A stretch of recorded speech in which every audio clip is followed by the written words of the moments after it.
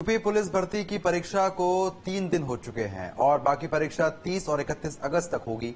इन 3 दिनों में पुलिस ने सख्त कार्रवाई करते हुए सॉल्वर के साथ फर्जी अभ्यर्थियों को भी गिरफ्तार कर लिया है। तो वहीं कुछ पुलिसकर्मियों की भी अरेस्टिंग की गई है जो पुलिस भर्ती परीक्षा में सेंध लगाने की पूरी कोशिश कर रहे थे। परीक्षा को लेकर पुलिस से लेकर एसटीएफ काफी एक्टिव मोड में नजर आई, जिससे परीक्षा में कोई भी किसी तरह की गड़बड़ी ना कर पाए। देखिए।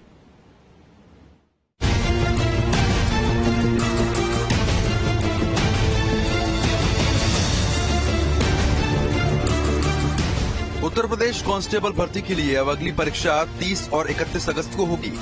दरअसल इस बार पुलिस भर्ती परीक्षा 5 दिन आयोजित की गई है, जिसमें 23, 24 और 25 अगस्त अभ्यर्थियों ने लिखित एग्जाम दिए, जिसमें करीब 19,84,000 से ज्यादा उम्मीदवार शामिल हुए। इस बार एग्जाम को सफलतापूर्वक कराने के लिए पुलिस सॉल्वर गैंग और संदिग्धों पर नजर बनाई हुई है। 3 दिन हुई परीक्षा के दौरान यूपी पुलिस ने कई एफआईआर दर्ज की। इसके अलावा संदिग्धों को परीक्षा देने से भी रोका गया। पुलिस भर्ती में गुरुवार रात से लेकर अब तक 12 सॉल्वर और 2 सिपाहियों समेत 34 आरोपी गिरफ्तार किए गए। रविवार को पकड़े गए 6 सॉल्वरों में से 1 सिपाही और 1 महिला भी शामिल है। गिरफ्तार सिपाही की तैनाती 45 बटालियन पीएससी अलीगढ़ में है। वो बलरामपुर में किसी और के नाम से परीक्षा देने पहुंचा था, जबकि उसकी मदद के आरोप में एक सिपाही को भी गिरफ्तार किया गया। अलीगढ़ में फिरोजाबाद के युवक की गिरफ्तारी, कानपुर में राजस्थान के युवक की गिरफ्तारी, कानपुर में हरदोई के अभ्यर्थी की अरेस्टिंग, कानपुर में सॉल्वर गिरोह का एक सदस्य गिरफ्तार, जौनपुर में दोबारा परीक्षा देने आया अभ्यर्थी अरेस्ट, प्रयागराज में जौनपुर का अभ्यर्थी गिरफ्तार, झांसी में आंसर शीट बदलने के आरोप में गिरफ्तारी, एटा में फिरोजाबाद का अभ्यर्थी गिरफ्तार, मैनपुरी में फर्जी अभ्यर्थी हुआ गिरफ्तार, जौनपुर में प्रतापगढ़ निवासी युवक अरेस्ट, आजमगढ़ में एक और अभ्यर्थी की गिरफ्तारी। जिले में असहाय डिग्री कॉलेज में प्रकरण सामने आया है, जिसमें कमल चौधरी नाम का लड़का जो कि मथुरा का रहने वाला है, वो अपने प्रवेश पत्र में कुछ फार्मूले लिखकर लेके गया था। तो एग्जाम शुरू होने से पहले पुलिस के द्वारा उसे पकड़ लिया गया और उसको सार्वजनिक परीक्षा अनुचित साधन निवारण अधिनियम 2024 के तहत धारा 13 के तहत उसे मुक्त किया गया है, इसमें चालान किया गया है और इसमें बाकी प्रचार महाविद्यालय उनके द्वारा मुकदमा पंजीकृत कराया गया। पिछले 3 दिनों में पुलिस ने शांतिपूर्ण परीक्षा प्रक्रिया सुनिश्चित करने के लिए एफआईआर दर्ज की है और करीब 40 लोगों को गिरफ्तार किया है। इनमें 12 गिरफ्तारियां कानपुर, झांसी, बलरामपुर, जौनपुर और अलीगढ़ से हुई। इसके अलावा 2 परीक्षा केंद्रों पर स्क्रीनिंग प्रक्रिया के दौरान 318 संदिग्धों की पहचान की गई है और इन सभी को परीक्षा देने की अनुमति दी गई। सभी जगह हमारे मजिस्ट्रेट, हमारे पुलिस के अधिकारी लगातार भ्रमणशील हैं।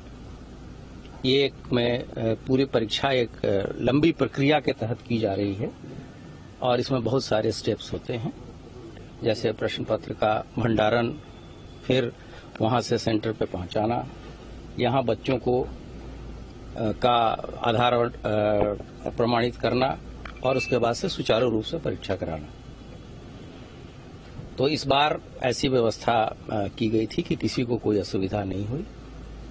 शासन स्तर से और सभी अधिकारियों के स्तर से बार बार जिले के अधिकारियों को सभी चीजें बताई भी गई, ट्रेनिंग भी दी गई।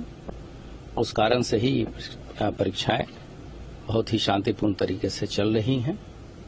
बाहर के प्रदेशों से भी बच्चे आए हैं, वो भी परीक्षाएं दे रहे हैं और शासन तथा विभाग सुचितापूर्ण तरीके से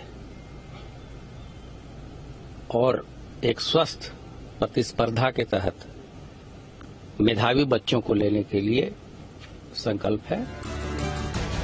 आपको बता रहे हैं कि बोर्ड ने यूपी सिपाही भर्ती परीक्षा के लिए 5 दिन 23, 24, 25, 30 और 31 अगस्त को हर दिन 2 पालियों में आयोजित करना निर्धारित किया था।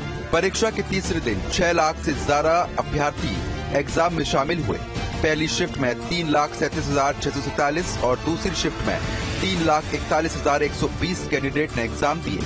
उधर प्रतियोगी परीक्षाओं में सेंधमारी के लिए कुख्यात बिहार के सॉल्वर गैंग और यूपी पुलिस के कुछ कर्मचारी सिपाही भर्ती की लिखित परीक्षा की मुश्किलों को बढ़ा रहे हैं। बीते दिन बिहार के 3 और राजस्थान और हरियाणा के एक सॉल्वर को गिरफ्तार किया है। कई लोगों को एसटीएफ हिरासत में लेकर पूछताछ भी कर रही है। हालांकि अब तक की अगर बात करें तो पुलिस विभाग ने साफ किया है कि इस बार पेपर लीक जैसा कोई भी मामला सामने नहीं आया है। हालांकि सोशल मीडिया से लेकर जो एग्जाम सेंटर हैं वहां पर खास निगरानी रखी जा रही है। अभ्यर्थियों के साथ साथ जो सॉल्वर गैंग हैं उन पर भी खास निगरानी रखी जा रही है। साथ ही में सरकार और पुलिस विभाग ने साफ किया है कि सोशल मीडिया पर इस भर्ती परीक्षा को लेकर अगर कोई अफवाह फैलाता है तो उसके खिलाफ कड़ी कार्रवाई भी की जाएगी। हालांकि अगर 3 दिनों की परीक्षा की बात करें तो अब तक तमाम लोगों के खिलाफ कार्रवाई की गई है जो सोशल मीडिया के साथ साथ दूसरे जो प्लेटफॉर्म हैं वहां पर इस परीक्षा को लेकर अफवाह फैला रहे थे। आने वाले समय में यानी कि जो 2 दिन में परीक्षा आयोजित होने वाली है 30 और 31 अगस्त को, माना जा रहा है कि 30 और 31 अगस्त को भी एग्जाम सेंटरों पर खास निगरानी देखने को मिलने वाली है। वीडियो जर्नलिस्ट सर्वसन के साथ अविनाश सिंह, न्यूज स्टेट लखनऊ।